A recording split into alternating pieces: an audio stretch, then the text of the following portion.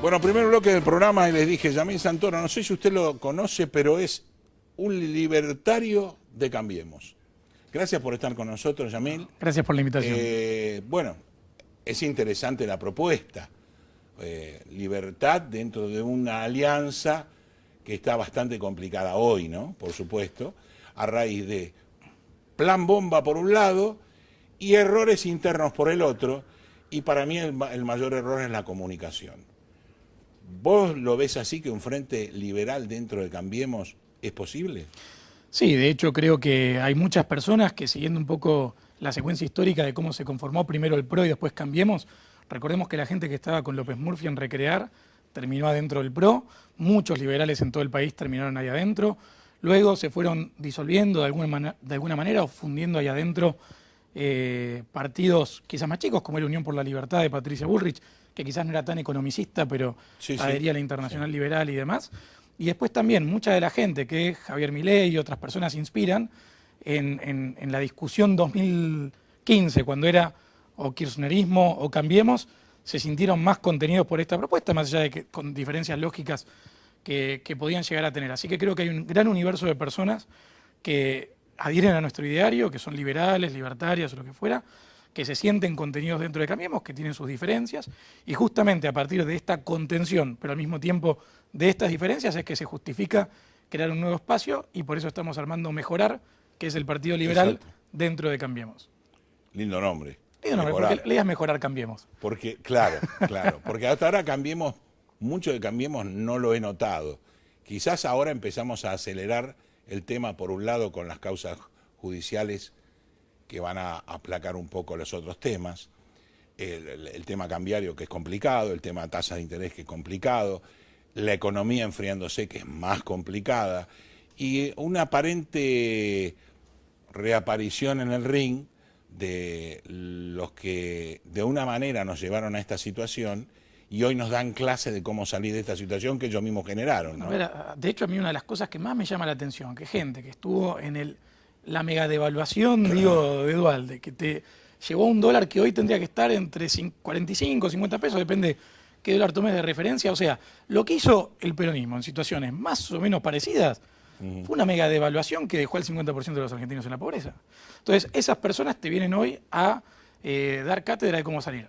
De la misma manera, hay que hacerse cargo. Vos hablás de una época de Duhalde donde el kirchnerismo no reconoce a Duhalde.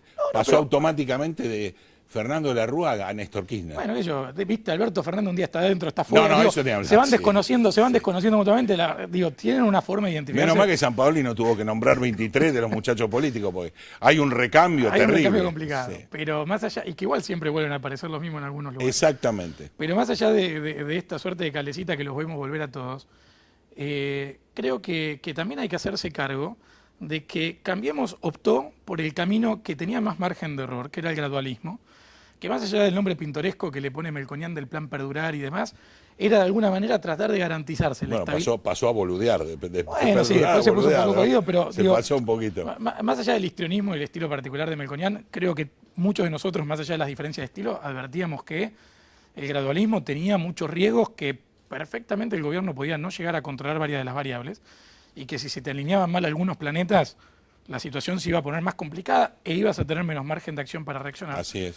Y eso en alguna medida lo que está pasando ahora. Sí. No obstante, también me parece válido entender que hay como dos axis que uno tiene que ver, el de la restricción presupuestaria o económica y el de la restricción política. A mí lo que me da de alguna manera la sensación que pasó es, estuvimos tan pendientes como gobierno de la restricción política que no nos dimos cuenta que nos acercamos demasiado con la económica y pegamos un choque ahí, y ahora por ende hay que salir a reaccionar corriendo de atrás el problema. Quizás influidos por el propio éxito político.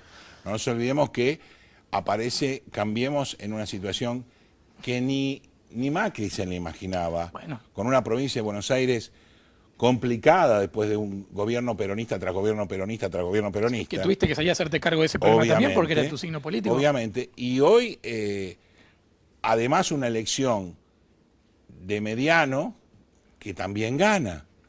O sea, todo venía demasiado fácil.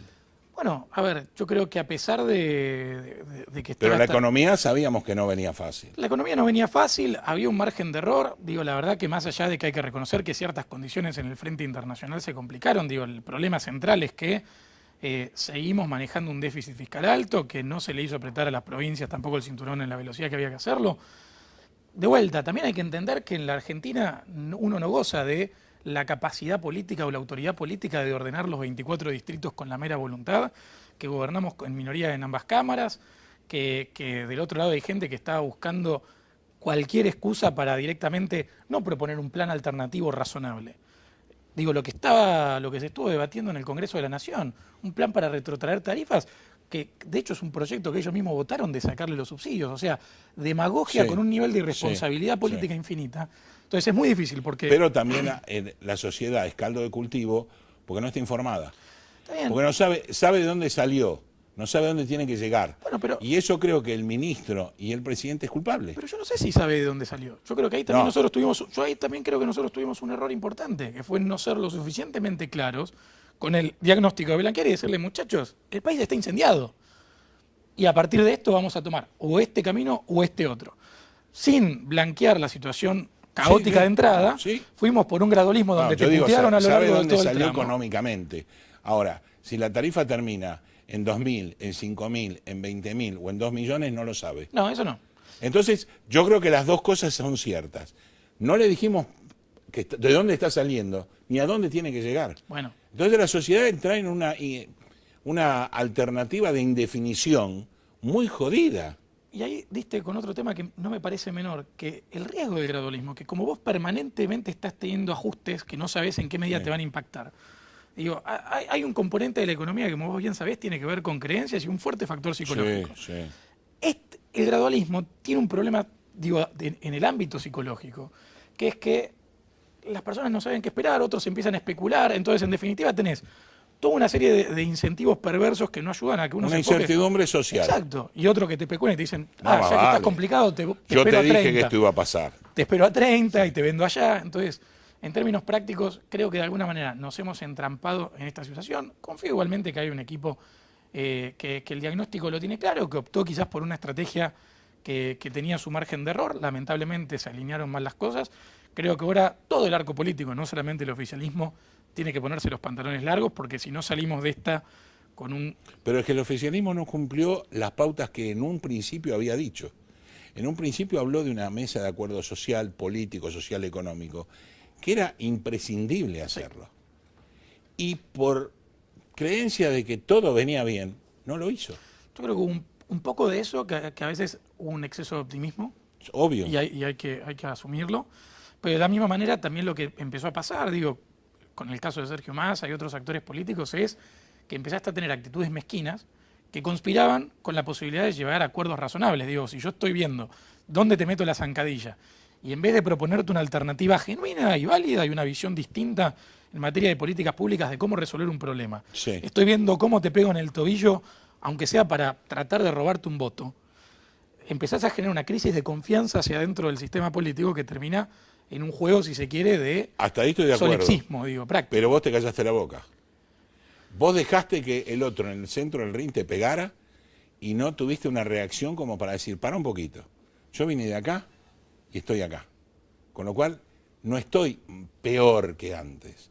Porque hoy, los extraordinarios manejadores del Estado que nos dan curso en la Cámara de Diputados son los que nos llevaron a esta situación. No, ni hablar. Lo que pasa es que de vuelta, a ver... Y ni hablar de la provincia madre donde se generó todo esto, ¿no? Por supuesto. Como dice Mariana Zubik, el origen. El origen es terrible. No, eso indudablemente. Yo igualmente creo que más allá de las dificultades que efectivamente estamos pasando, que digo, la clase media, la clase política, todos los trabajadores, los empresarios también, digo que efectivamente Argentina está pasando por en general, la sociedad lo está sufriendo. Y a pesar de que ahora probablemente haya que hacer algún esfuerzo extra, primero que lo que está claro es que hay una intención de llevar al país en la dirección correcta. Podemos debatir si el camino elegido era el mejor, si la velocidad es la adecuada, pero me parece que se está, por un lado, hablando... Yo creo que no tiene sentido hablar de atrás, yo creo que ahí tenemos que hablar para adelante, cómo hacemos la cosa. Lo que pasa es que ahí... Lo que ya pasó, pasó. Pero, ¿sabes cuál es el problema? Que seguimos teniendo ese problema de diagnóstico inicial. Entonces, claro. Si yo tengo que salir a discutir tarifas, que me pasa cada 2 por 3, y yo no explico que del 2002 al 2015 los precios de la economía crecieron 14 veces y lo de las tarifas 0,5, que en definitiva había un gap entre lo que todos nosotros consumíamos y que no había una correlación en materia energética, que consumimos más que cualquier prácticamente país de la región. Y claro, si es gratis. Si es gratis. Tomo el kilo de helado. Exacto, y que nadie se calentó por, más allá de que era de alguna manera, hasta uno le diría caricaturesco el planteo del presidente, cambiar las bombitas a LED. Digo, no es joda, porque durante muchos años no nos pusimos a preocupar por la eficiencia energética de nuestros hogares. A mí me tocó, por suerte, viajar en Europa por cuestiones académicas y demás, y me tenían los alemanes, che, apagar la luz, che, cerrar la... Digo, ¿por qué? Porque sale muchísimo la luz. Sí. Entonces, perdimos relación, en nuestras cabezas de lo que cuestan las cosas. Tras años de inflación, además, donde perdimos la idea de los precios relativos. Argentina viene de muchos años de desorden. Este gobierno hizo su esfuerzo, algunos consideran que es suficiente, otros que quizás habría que haber hecho otras cosas. Yo tiendo a creer que estamos en la dirección correcta, por eso integro el Frente Cambiemos y sigo estando en ese lugar. También creo que hay algunas cosas que hay que hacer distinto. Por eso tomé la iniciativa de armar este nuevo partido liberal dentro de Cambiemos, que es mejorar. Bueno, está perfecto. Yo creo de cualquier manera que sí hay muchas asignaturas pendientes, muchísimas. Y hay que discutirlas. Y al margen de eso, la sociedad necesitaba una muestra de ética. Y la ética política no se dio, la política no se dio nada.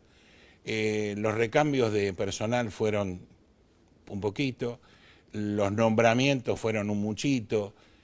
Que hoy estemos hablando en el 5º gobierno ya que se habla de la biblioteca del Congreso, a mí no me sirve.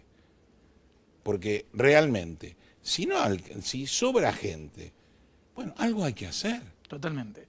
¿Sabes cuál es el problema? Ahí a veces la política funciona de manera corporativa, y sobre todo en lugares como la biblioteca del Congreso, donde muchos espacios políticos... Hay sedimentos de todos los tamaños. De todas las generaciones. Entonces, hay incentivos desde el propio sistema político para a veces no resolver ciertas cosas. Igualmente, por ejemplo, en el Senado han avanzado en retiros voluntarios, en distintas medidas para reducir el gasto, pero también hace falta un actor político. Más allá del trabajo fenomenal que hace Javier, Espert y otros tantos actores quizás desde afuera de la política de cuestionar, pero aquellos que estamos adentro, poder cuestionar, a veces con lo que se puede hacer en lo inmediato o quizás con el capital político disponible, de ir generando paso a paso estas pequeñas transformaciones.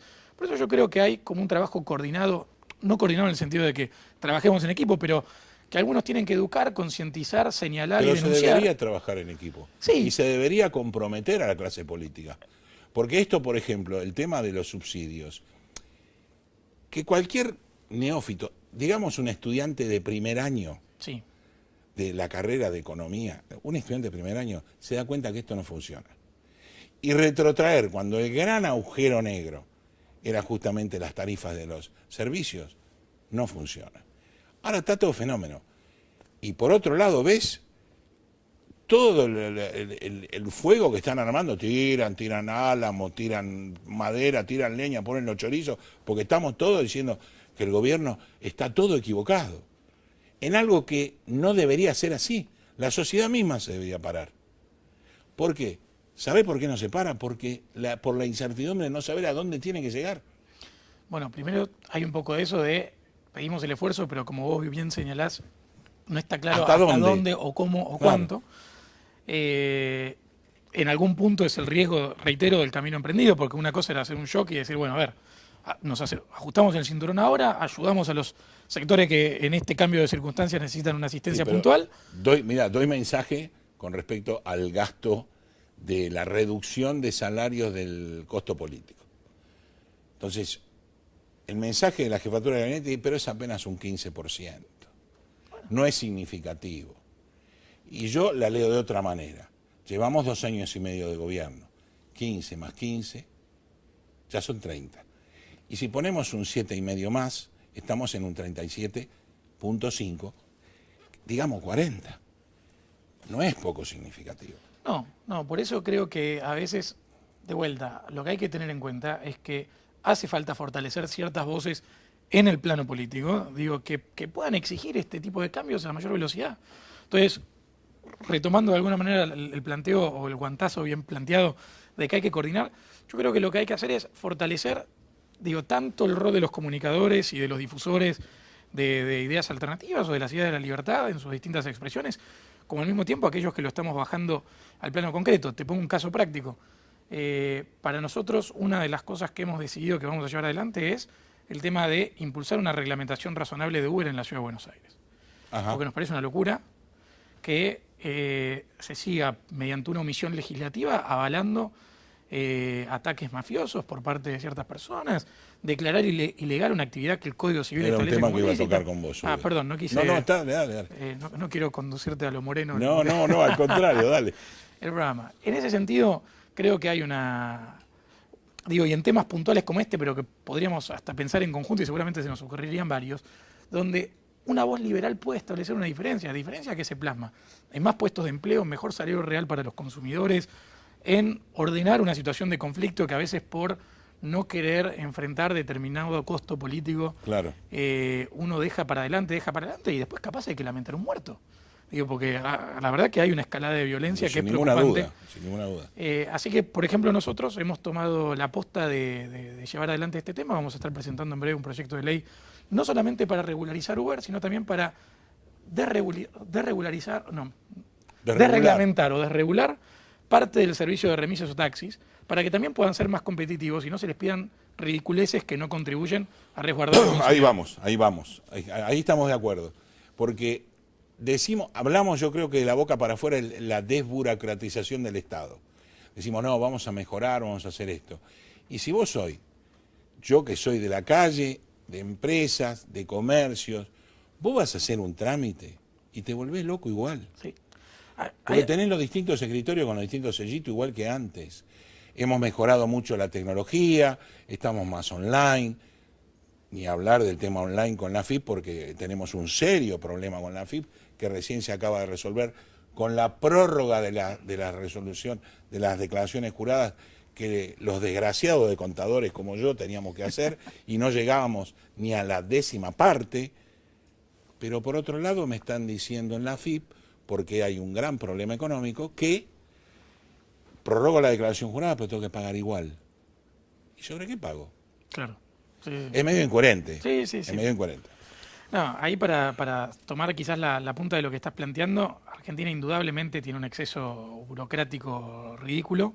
De alguna manera siempre recuerdo... Pero esa es la frase, ridículo. Sí, y hay una explicación. La máquina de impedir. Pero hay una explicación muy clara. Mira, hay un texto muy simple que yo siempre recomiendo sobre este tema que se llama La Ley de Bastiat.